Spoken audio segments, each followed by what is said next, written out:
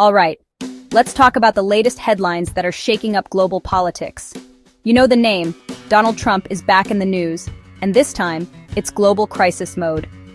On Friday, Trump told reporters he thinks a ceasefire between Israel and Hamas in Gaza could happen within the next week. I mean, talk about a bold call. Now let's back up.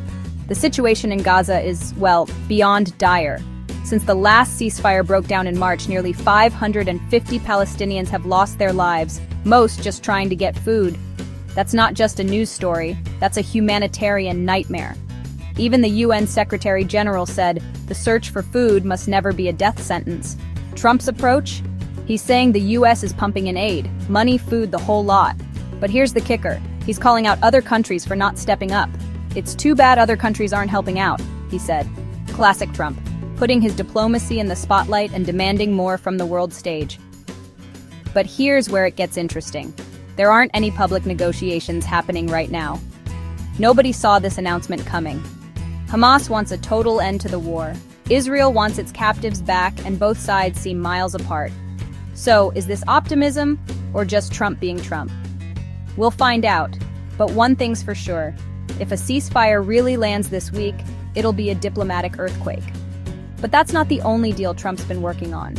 In Africa, he's reportedly brokered a peace agreement between the Democratic Republic of Congo and Rwanda. If you haven't followed the conflict there, let me tell you, it's decades of violence, millions displaced, and instability that's affected an entire region. We don't have all the details yet, but even the rumor of progress is big news. Meanwhile, Trump's got his hands full elsewhere too. He just authorized strikes on Iranian nuclear sites and declared a ceasefire between Israel and Iran, calling it the end of the 12-day war.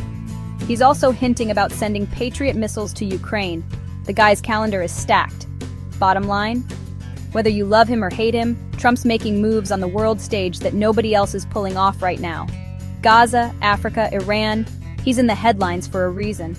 I'll be keeping an eye on whether these bold predictions turn into reality. And you should too. Stay tuned because the next week could change everything.